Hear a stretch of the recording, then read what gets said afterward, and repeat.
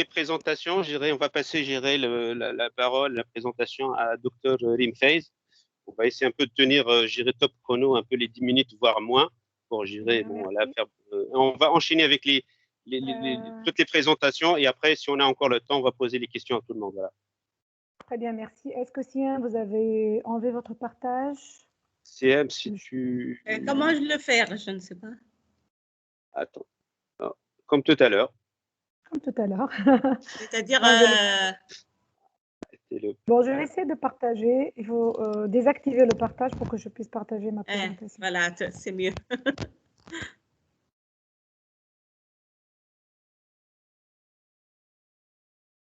Est-ce OK? C'est bon? Attends. Non, on a toujours le partage. On a toujours le slide, enfin l'écran de Madame. Est-ce que tu peux... Comme ça? Il faut aller en haut à côté du micro et cliquer sur désactiver le partage. C'est ça mon problème. Je viens de le afficher. Comme tout à l'heure.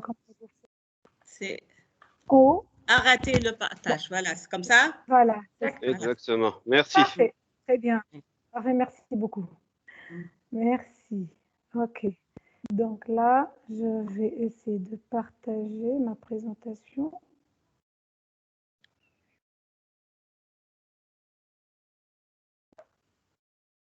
Voilà.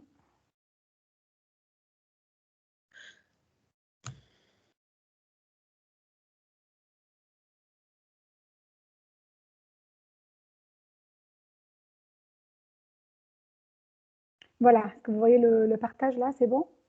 Oui. Est-ce qu'il est en plein écran là? C'est bon? Oui. Parfait. Parfait, ok.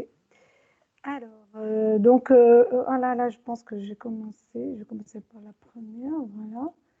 Très bien. Voilà. Donc là je vais essayer de présenter la partie... donc la recherche scientifique est focalisée plus sur l'intelligence artificielle. Je ne vais pas être très technique, mais je vais essayer de présenter un peu les réalités des choses, ce qui se passe aujourd'hui, quels sont les défis, les challenges, quelques perspectives et quelques recommandations. Après, je laisse le volet technique pour des questions. Oui, on ne voit pas la présentation en plein écran, juste pour... On a perdu on voit tes notes, en fait. Ils n'arrivent pas Bon, il y a un problème, mais c'est pas grave. Est-ce que vous arrivez à la voir comme je laisse comme ça? Non, parfait. D'accord, très bien. Et non, on a perdu le diapo. Non, c'est pas. Tu dois revenir. En fait, on voit tes notes quand tu les mets sur le... On voit tes notes et on ne voit pas le plein écran, en mode diapo. Moi, je vais refaire le partage. Oui, il y a un problème au niveau de mon partage. Il y a un problème, je m'excuse. Hein. Donc, on va les notes. La fenêtre. Et je pense que là, c'est mieux. Là, c'est mieux. Donc là, voilà. OK. Je mets un écran. Voilà. Vous arrivez à voir là, ça marche? Non. Toujours pas? Je ne sais pas ce qu'il y a là. On vient de perdre la présentation. Désolée, je m'excuse pour ces problèmes techniques. D'habitude, je n'ai pas ce genre de problème, mais bon. Ça arrive. Là, ça arrive. Voilà, ça arrive. Voilà. En informatique, on dit que ça marche toujours sauf devant le client, quand il y a des démos. Parce que pour moi, ça marche très bien. Désolée. Hein. Je vais laisser quand même, je vais faire, est-ce que le partage, là, vous voyez? Est-ce que vous voyez que, voilà, là, ça marche ou pas, déjà? Ah, on revient. Va à la coupe, كما نقولوا احنا امشي لك الكيس. D'habitude, j'ai pas ce genre. Est-ce que là, j'ai fait le partage? Vous voyez le partage ou pas? Non. Dès que tu fais plein écran, ouais. Quand tu fais plein écran, ça revient à l'écran normal. D'accord. Bon, je peux laisser comme ça. Est-ce que vous arrivez à voir là? Oui, bon, allez-y. Oui. Bon, mais je vais laisser comme ça. Vous voyez la présentation, juste la présentation, les notes. Enfin, j'ai quelques notes à côté, c'est bon. Ok. Donc l'idée c'est que je vais essayer, donc je disais, de focaliser sur la partie de la recherche scientifique en intelligence artificielle et surtout la partie où comment on voit la recherche aujourd'hui en IA, quels sont les challenges en IA, les défis. Je vais pas être très technique, mais je vais essayer quand même de faire quelque chose de vulgarisation du concept. Après, s'il y a des questions, on peut poser des questions techniques. Donc après cette belle citation, donc je vais présenter les axes de recherche. Comme je l'ai évoqué tout à l'heure, c'est beaucoup plus sur tout ce qui est traitement automatique du langage, tout ce qui est recherche d'informations dans les réseaux sociaux, les systèmes de questions-réponses essentiellement, mais bien sûr en utilisant des outils par exemple, de deep learning, de machine learning, et toutes les composantes qui sont en rapport avec l'intelligence artificielle et le machine learning. Aussi, un axe sur lequel je travaille, c'est les systèmes de recommandation, donc tels qu'utilisés par Google, Amazon, Netflix, etc. Donc là, c'est les systèmes de recommandation. Nous, dans le cadre de la recherche, on fait des modèles et pour se rapprocher beaucoup plus d'un profil utilisateur qui cherche un produit, on lui recommande un produit. On a travaillé beaucoup sur les articles scientifiques pour pouvoir, par exemple, un chercheur lui recommander des papiers scientifiques, comme le fait, par exemple, Google Scholar, etc., qui permet de lui proposer des articles qui sont en rapport avec sa thématique de recherche ou sur les recherches, l'historique de ces recherches, etc. Donc l'idée, c'est que par rapport, je voulais préciser un point très important par rapport à la recherche que je suis en train de mener avec mon équipe. J'ai un taux quand même de 30% de docteurs qui ont fait de genre, enfin, des garçons de genre masculin, donc, et 70% de docteurs filles qui ont fait de la recherche avec moi. Et bien sûr, donc on voit un taux assez important, excusez-moi, de docteurs filles dans le domaine de l'intelligence artificielle en Tunisie. Alors, les thèses ont été soutenues, généralement en collaboration avec des universités françaises, italiennes, des universités internationales, beaucoup de co-encadrement, de co-tutelle de thèses. Et un point très important, on a pu mettre en valeur, justement, il y a Séni qui a évoqué la partie publique-privée. Nous avons justement, suite au modèle Mobidoc, c'est mobilité des doctorants, dans le cadre de ces contrats-là, on a pu avoir des thèses en collaboration avec le milieu socio-économique. C'est-à-dire, c'est des thèses qui ont été effectuées avec des entreprises en Tunisie. Alors, l'idée, c'est que ça a mené à de très, très bons résultats. On a eu des thèses qui ont été portées sur des applications concrètes, des applications qui ont été demandées par l'entreprise elle-même. Et les doctorants ont pu faire justement associer le volet recherche et le volet applicatif dans le cadre d'une thèse de doctorat. Et j'encourage fortement aujourd'hui à travailler sur ça, à aller vers cette direction, parce qu'aujourd'hui, on demande du concret, on veut des applications. Qu'est-ce qu'on est en train de faire? Parce qu'il y a des questions qui m'ont été tout le temps posées. Oui, vous faites de la recherche, mais quels sont les résultats de vos recherches? Comment peut-on voir concrètement ces recherches-là? À part les publications scientifiques, c'est vrai qu'on est en train de publier dans de très bonnes revues, dans des conférences internationales, positionnement de nos jeunes doctorants ou docteurs à l'échelle internationale, on est très très bien positionnés, mais c'est vrai que les entreprises aujourd'hui, ils veulent, aujourd'hui, on est sur un modèle où on recrute des docteurs, on recrute des étudiants qui ont fait des masters recherche, et on veut avoir des choses, des analyses par exemple, analyser les données en profondeur, faire des algorithmes, développer des modèles en profondeur, avoir un esprit de raisonnement d'un chercheur au sein d'une entreprise. Alors, voilà, donc si on regarde ce qui se passe au niveau de l'intelligence artificielle, et je veux focaliser, il y a plusieurs défis, il y a plusieurs challenges. L'idée, c'est que aujourd'hui, le fonctionnement repose sur de l'intelligence artificielle repose sur le côté technologique. Et le problème, c'est que beaucoup de gens ne sont pas très familiarisés avec tout ce qui est technologique. C'est-à-dire, c'est comme ils voient ça comme une boîte noire, on ne voit pas ce qui se passe, on ne comprend pas les algorithmes, on n'accorde pas beaucoup de confiance. Quelques-uns, oui, ils voient que c'est un progrès, ça aide beaucoup, les médecins, etc., les médecins, les experts dans plusieurs domaines. D'autres, ils voient que c'est quelque chose qu'on ne voit pas et qu'on est quand même un peu sceptique par rapport à cette technologie, qu'on n'arrive pas forcément à la maîtriser.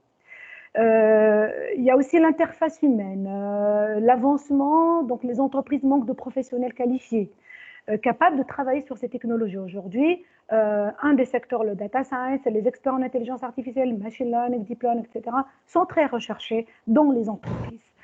Et ils veulent avoir des gens qualifiés pour pouvoir justement travailler sur cette nouvelle vision des technologies. On peut dire que aussi l'IA, c'est coûteux quand même. Les gestionnaires, les managers, ils disent voilà, c'est un investissement coûteux, je dois avoir un retour sur investissement, je dois vraiment réfléchir pour mettre en place ce genre de système en IA qui permettent justement d'installer ça au sein de mon système d'information, au sein de mon entreprise. Il y a aussi la confiance, donc le fonctionnement, donc toujours il faut accorder de confiance encore, les managers doivent vraiment comprendre, être sensibilisés davantage. Les algorithmes qui contrôlent l'IA, des fois, c'est identifier les causes d'erreur, le dysfonctionnement, comment contrôler ces algorithmes-là. Une question qui m'a été déjà posée parce qu'une fois, on a des algorithmes qui travaillent, qui génèrent de nouveaux algorithmes également à travers les règles d'inférence, etc. Mais je ne vais pas parler des choses techniques. Mais comment contrôler ces algorithmes? Comment pouvoir dire stop à un algorithme, ça, on arrive aujourd'hui à contrôler. Moi, je reviendrai tout à l'heure sur ce point-là, mais ça reste encore un problème, obstacle pour l'utilisation de l'intelligence artificielle. Alors, il faut dire que oui, ça va remplacer toutes les tâches, pas forcément. Il y a là ses limites, l'intelligence artificielle. Elle peut remplacer certaines tâches, d'autres restent pour les experts humains. Et aussi, on dit que le fonctionnement, c'est très important. On a des attentes très, très, très élevées et en matière de fonctionnement de ces outils dans les entreprises. Alors là, je vais passer, parce que là, je n'ai pas beaucoup de temps. Donc, et si on regarde, par exemple, un des secteurs dans l'éducation aujourd'hui, on regarde le contexte qu'on vit aujourd'hui avec le contexte de la Covid, du coronavirus, on est beaucoup plus aujourd'hui sur le digital. C'est-à-dire, l'avenir, c'est des salles classes, c'est des salles de classe numériques. Ça veut dire qu'aujourd'hui, on développe des plateformes très informatives, accessibles à n'importe qui, à n'importe où, à tout moment. Donc, on voit déjà, on est en train de vivre tout ça aujourd'hui. On voit que l'éducation et l'IA, c'est quelque chose de très, très, très important. Mais bien sûr qu'il faut avoir le confort à la maison, un confort personnalisé en fonction des besoins de chaque élève. Et on parle d'aide du système de l'intelligence artificielle. Ça veut dire comment on est chez soi et on travaille, on continue à avoir des cours, on continue à apprendre des choses, on continue à travailler. Donc aujourd'hui, ce n'est plus l'avenir, mais c'est aujourd'hui. On le voit dans le secteur de l'éducation. Un autre point donc là, qui a été évoqué voilà, par Sihem, Wissem, Rim, etc., c'est le gap qui reste entre les genres. Et qu'on voit, donc là, sur une récente, voilà, un rapport récent justement de Global Gender Gap, c'est que sur lequel il y a un écart quand même significatif des genres parmi les professionnels de l'intelligence artificielle. L'idée, c'est comment peut-on combler l'écart entre les genres, donc dans l'intelligence artificielle. Ça reste quand même une question très ouverte, très importante. Et quand on voit les chiffres aujourd'hui, on voit que 22% par exemple des personnes, ça c'est une étude récente, justement 2021, 22% de professionnels de l'IA dans le monde sont des femmes, contre 70% des hommes. Donc là, on voit quand même il y a un écart de 62% qui reste à combler. Alors, l'idée, comment combler comment peut-on trouver, comment peut-on combler ce gap-là, comment peut-on trouver des solutions. Ça reste quand même quelque chose de... Il y a des initiatives qui ont été menées, par exemple dans le secteur de la recherche scientifique, et voilà, de la recherche d'une manière générale scientifique. On dit que 12% des principaux chercheurs en apprentissage sont des femmes. Par exemple, l'étude par exemple, de Forum économique mondial de LinkedIn dit que 22% des emplois dans l'intelligence artificielle sont occupés par des femmes et encore moins occupés par des postes de direction. Les 5, donc là aujourd'hui, avant c'était les GAFA. Les GAFA, donc les 5, c'est Facebook, Amazon, Netflix et Google, qui sont les plus hauts en bourse aujourd'hui. Ils disent que 15% de personnel en recherche sont de l'IA et 10%, 15% du personnel, c'est des femmes dans recherche de l'IA et 10% de Google sont des femmes. Donc, il y a encore un gap assez important qu'il faut vraiment tenir. Alors, l'exemple, par exemple, de Amazon. Amazon, il y a des initiatives. Comment trouver des... Est-ce que j'ai quelques minutes encore, Séni? Pas beaucoup, franchement. Bon, ok, je vais donner quelques exemples. Voilà, quelques chiffres rapidement. Voilà quelques chiffres et des exemples. Par exemple, Amazon, par exemple, elle avait un outil de recrutement alimenté par l'intelligence artificielle qui permet de recruter. Elle a dû abandonner l'outil parce qu'en fait, il a permis de quand même favoriser de manière disproportionnée les candidats masculins par rapport aux candidates féminines. Et donc, elle a dû abandonner. Alors, l'idée, c'est que pourquoi cet algorithme-là, il permet de favoriser beaucoup plus les femmes. Et donc là, on parle sur la discrimination, ça vraiment quelque chose de très, très important. Amazon a dû l'abandonner parce qu'en fait, les algorithmes, ils sont entraînés sur des bases d'apprentissage. Et si les bases d'apprentissage, on prend des CV, de CV d'hommes, de genre justement, de candidats masculins, forcément, l'algorithme, quand il fait du machine learning, quand il apprend les bases d'apprentissage, il va apprendre le même processus. Il va s'entraîner sur des bases déjà qui ont été données par l'homme, justement, et il va continuer à faire la même chose. Donc, l'idée, c'est que de revoir ces algorithmes-là, comment tout repose sur les données, comment trouver de nouvelles données différentes pour qu'on puisse avoir des algorithmes performants. Donc, un des outils sur lequel moi aussi je travaille, c'est le World Embedding. C'est une représentation des données sous forme de vectoriel. Aujourd'hui, j'ai mené aussi des recherches dans comment on arrive à, par exemple, l'analyse des sentiments, des algorithmes d'analyse des sentiments pour les opinions, pour les commentaires, etc. Et à travers des algorithmes que nous avons développés au sein de mon équipe, on a vu aussi que les sentiments qui sont évoqués par des femmes ne sont pas forcément les mêmes par des hommes. Et à travers l'analyse des sentiments, on peut dire que ça, c'est une femme qui a donné ses sentiments, sans même voir le nom, le prénom, ni rien du tout. On arrive à voir qu'il s'agit, on va dire 90%, c'est une femme qui a émis ces sentiments-là. Donc, l'algorithme, forcément, va le détecter. Vous voyez, on est arrivé même à dire, dans la rédaction des commentaires, on a trouvé aussi, au sein de nos travaux de recherche, on est en train de les continuer, quelqu'un qui écrit un texte, une personne, on peut, avec des indications, des indicateurs, avec des algorithmes d'IA, de dire si c'est une femme qui a écrit ce message ou c'est un homme. Donc, on arrive à le faire. Donc, forcément, l'algorithme va apprendre ça, vous voyez. Donc là, ça permet justement... J'en ai plein d'autres exemples, mais je vais peut-être raccourcir. À la limite, je dirais, ce qu'on pourrait faire, c'est partager les slides. Si ça ne vous dérange pas de partager les slides, on peut le faire, je dirais, parce que pour les personnes puissent un peu regarder et peut-être reposer, etc., ces chiffres-là et ces études-là. Merci beaucoup pour la présentation. D'accord, ok. Donc là, je vais finir pour les études et plusieurs. Donc, je peux vous donner des exemples et avec les travaux qui ont été menés par l'UNESCO, par les Women Leading in Artificial Intelligence. Là, je peux vous donner un peu, des références en cas de besoin. Je reviendrai sur certains détails en cas de besoin si vous avez d'autres questions par rapport à tout ça. Merci, Séni. Je comprends que le timing est un peu serré. On reviendra tout à l'heure pour les questions. Merci beaucoup. Merci beaucoup. On passe tout de suite gérer la main